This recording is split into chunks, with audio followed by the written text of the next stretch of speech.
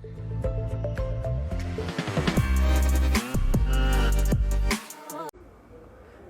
नमस्कार।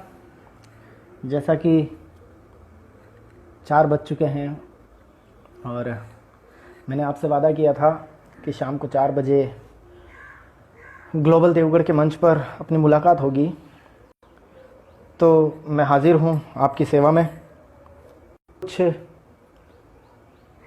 रचनाएं लेकर के, कुछ गीत, कुछ छंद, कुछ मुक्तक, कुछ कविताएं। शिवम और कनिष्क ने बहुत अच्छा काव्य पाठ किया और उन्हें बहुत बहुत बधाई देता हूँ। बहुत अच्छी रचनाएं और निश्चित रूप से हमारे जिस तरह से वो पढ़ते हैं, जिस तरह से वो लिखते हैं, तो वो स्वर्ग में बैठे, जो भी हो सकेगा वो आपके बीच में प्रस्तुत। किसान पर मैंने एक कविता लिखी है। देखिए, एक सामाजिक विषय पर कविता है कि हे धरती के लाल, हे धरती के लाल, वृथा ही चिंतित हो क्यों। कुछ हिंदी के क्लिष्ट शब्द आए तो आप क्षमा कीजिएगा, सुनिएगा कि हे धरती के लाल, वृथा ही चिंतित हो क्यों, और हे भोजन के थाल, सदा से कंपित हो क्यों। हे धरती के लाल, वृथा ही चिंतित हो क्यों, और हे भोजन के थाल, सदा से कंपित हो क्यों। तुमने बोया धान, सभी का उदर भरा है। तुमने बोया धान, सभी का उदर भरा है, और धरती माँ का थान तभी तो हरा भरा है। धरती माँ का थान तभी तो हरा भरा है, और छिपा हुआ है ज्वार चमकते स्वेद कणों में। तुम्हारे स्वेद कण यानी पसीने की बूंदें, तुम्हारे पसीने की बूंदों में ज्वार छिपा पड़ा है, कि छिपा हुआ है ज्वार तिरोहित स्वेद कणों में। और तुम तो हो संपूज्य इंद्र के देवगणों में, तुम तो हो संपूज्य इंद्र के देवगणों में। धरा सारथी वीर, कभी हुंकार भरो तो। धरा सारथी वीर, कभी हुंकार भरो तो, और अंगद जैसा पांव धरा पर कभी धरो तो। शांति दूत एक रोज क्रांति की दस्तक होंगे। कि अंगद जैसा पांव धरा पर कभी धरो तो, शांति दूत एक रोज क्रांति की दस्तक होंगे, और मद में अंधे राज सदा नतमस्तक होंगे। और फिर मैंने उनसे कुछ लिखा है, उसको कुछ उपमाएं दी हैं कि सहचनी है क्षुधा अन्न के हर कार्य की। अन्न पैदा करने वाले की हमेशा की साथी कौन है? भूख। आप एक आश्चर्य देखिए, जो अन्न पैदा कर रहा है उसका साथी कौन है? क्षुधा यानी भूख। कि सहचरणी है क्षुधा अन्न के हर कार्य की, और दिशाहीन है निशा चमकते ध्रुव तारे की। वो चमकता ध्रुव तारा है, लेकिन उसकी स्वयं की दिशा, वो स्वयं दिशाहीन हो गया है। कि सहचरणी है क्षुधा अन्न के हर कार्य की, और दिशाहीन है निशा चमकते ध्रुव तारे की। पथरीली है राह, चलो हम राह संवारें। अब मैं आपसे और हमारी क्या जिम्मेदारी है वो निवेदन करता हूं कि पथरीली है राह, चलो हम राह संवारें, और कर में लेकर थाल, चलो निरशन के द्वारे। उस भूखे व्यक्ति के द्वार पर हम अपने हाथों में थाल लेकर चलें। कि पथरीली है राह, चलो हम राह संवारें, कर में लेकर थाल, चलो निरशन के द्वारे, और ले खेतों की धूल, चलो हम फाग मना लें। क्या कुछ मैंने कल्पना की है कि ले खेतों की धूल, चलो हम फाग मना लें, और ले आशा का दीप, चलो हम द्वार सजा लें। और जिस दिन सर्व किसान आत्मनिर्भर बन जाए, जिस दिन सर्व किसान आत्मनिर्भर बन जाए, उस दिन सारा देश कोई त्योहार मनाए। हमारा देश का अन्नदाता जब तक भूखा रहे और हम त्योहार मनाते रहें, तो ये थोड़ा सा मुझे भी क्या किसी को अच्छा नहीं लगता। देश के प्रधानमंत्री जी ने वादा किया है कि 2022 तक देश के किसानों की आय दोगुनी करेंगे। देखिए, हम उनके साथ हैं, देश के किसानों का अगर भला हो। और एक मैंने कविता लिखी है मधुमालती छंद में, ये भी हिंदी का एक छंद है मधुमालती छंद। उसमें वसंत का जो मौसम है, उस वसंत के मौसम पर देखिए, मेरा बच्चा आ गया है। बाबू, मैं कविता सुना रहा हूँ, है ना बेटा? आप बोलना नहीं, आप सुनना। तो मैंने वसंत नाम से एक कविता लिखी है मधुमालती छंद में कि हर मन भरा उल्लास है, हर मन भरा उल्लास है, यह पतझड़ों का नाश है।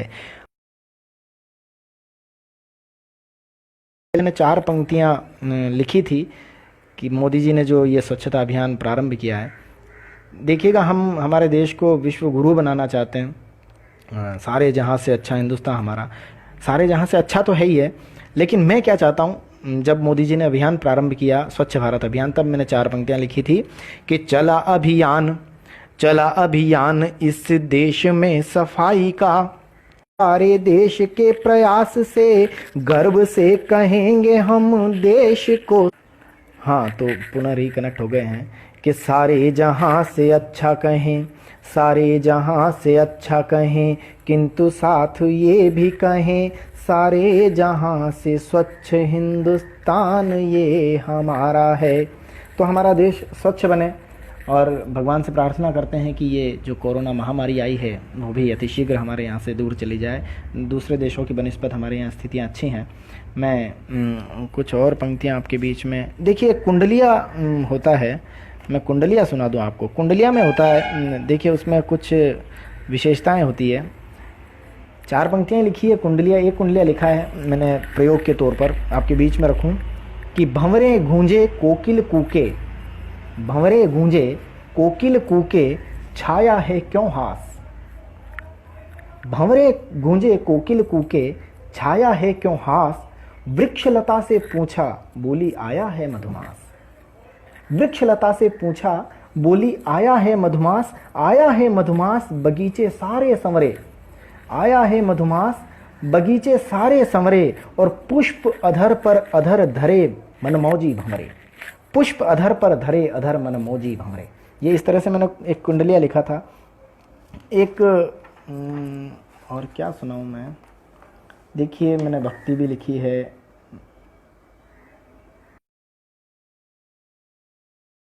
ठा उठे आगमन है सुवसंत का, आगमन है सुवसंत का, उन्माद में ही कंत का, उन्माद में ही कंत का, तितली चली नवगंध को, नित डोलती मकरंद को, किस लय कुसुम कौतूहले, किस लय कुसुम कौतूहले, रवि लालिमा उदया। कृष्ण ने जो अपना रूप धरा, वही रंग, और रूप तो क्या कहूँ, लेकिन वही रंग मुझे भी प्रदान किया। तो मैं बड़ा सौभाग्यशाली व्यक्तियों में से हूँ। और उसी रंग को, उस सांवले रंग को, उस काले रंग को ध्यान में कि हर एक गोपी की जुबान पर मनमोहन के रंग रूप की कहानी थी, और उन्हीं गिरधारी जी के प्रेम की अगन में तो हुई कुर्बान मीरा रानी की जवानी थी। उन्हीं गिरधारी साहित्य की महनीय रचनाकारा हमारी माँ मीरा को समर्पित मैंने 4 पंक्तियाँ लिखी है। तो मैं चाहता हूँ वो 4 पंक्तियाँ आपके बीच में, मीरा को समर्पित 4 पंक्तियाँ आपके बीच में रखूँ कि मीरा सतवन राजमहल को त्याग चली, मिलने को ठाकुर निज प्रियतम से, राणा जी संग फेरे लिए पर कान्हा से रिश्ता जन्म। मतलब कविता की हत्या करना।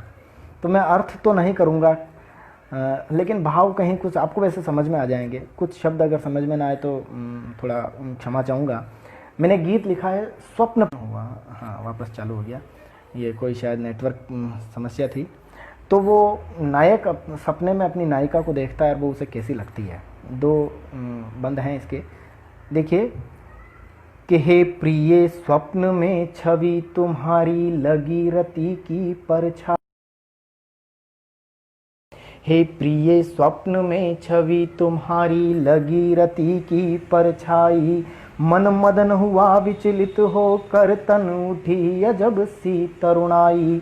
देखिए वो कैसी लग रही है कि नीरज की नव पाँखों जैसे ओष्ठ तुम्हारे पुलकित हैं, नीरज की नव पाँखों जैसे ओष्ठ तुम्हारे, सममुख की शोभा गढ़ते नयन युगल अति प्यारे हैं, शशि सममुख की शोभा गढ़ते नयन युगल अति प्यारे हैं, उपवन के सुंदर सुमनों सम प्रिय कपोल द्वय न्यारे हैं, हे प्रिय स्वप्न में छवि तुम्हारी लगी दामिनी मचलाई, मन गगन हुआ विस्तृत होकर तन श्यामल गात घटा छाई।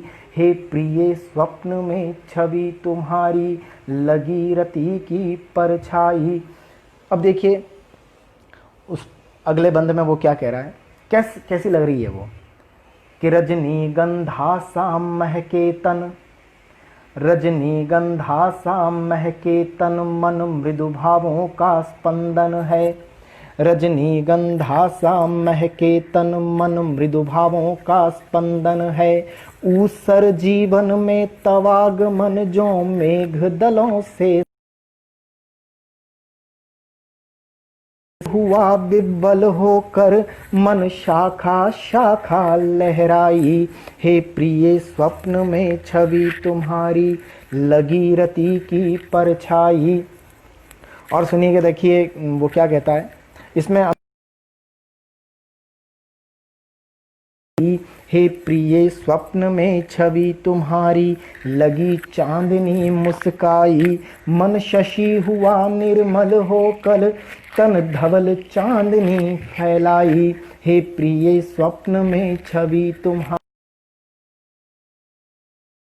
और बहुत सारे देशभक्ति के लिखे, समाज की विभिन्न रूढ़ियों पर लिखा, तो मैं उनमें से कुछ आपके बीच में और प्रस्तुत करूं। अगर आप बोर नहीं हो रहे हों तो मुझे लिख करके ज़रूर बताइएगा कि आप सुनना चाह रहे हैं।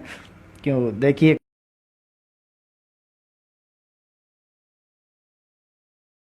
लाल किले से एक अभियान की शुरुआत की थी, स्वच्छ भारत अभियान, और देखिए उसका काफ़ी प्रभाव पड़ा हमारे देश में, हमारे देश के लोगों के विचारों में, और साफ स्वच्छता के प्रति लोग जागरूक हुए। और मैं कहीं न कहीं परोक्ष अपरोक्ष रूप से कोरोना कम फैल,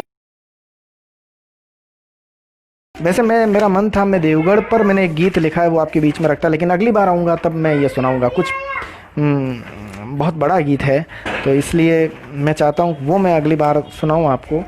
अभी मैं आपको एक दो रचनाएं और सुना लेता हूँ, फिर हम विदा। अपने गीत के माध्यम से किस तरह से प्रस्तुत करता है कि मैं अकेला पथिक, पहले वो अकेला था अब उसे उसकी नायिका मिल गई है, कि मैं अकेला पथिक अब तेरा साथ है। अब देखिए वो बता रहा है कि जो भी साथी मिले स्वार्थ से थे ग्रसित, जो भी साथी मिले स्वार्थ से थे ग्रसित, प्रेम से मन का चातक हुआ था। मैं अकेला पथिक अब तेरा साथ है, रिक्तता ना रही हाथ में हाथ है। एक छंद और है इसका, एक बंद और है कि मैं अकेला चला रहा, कहीं मिल जाए तो मैं ज़रूर आपके बीच में रख दूं। पन्ना धाय पर एक गीत था, मैं चाहता था वो आपको सुना दूं कि हाँ मुझे उसका पंक्तियाँ याद आ गई।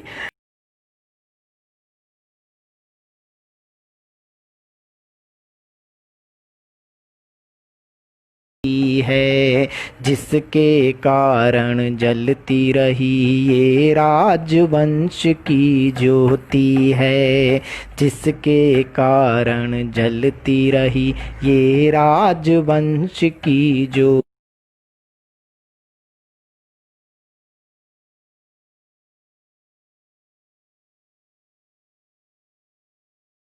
मैं देवगढ़ वाला वो गीत जरूर आपके बीच में रखूंगा।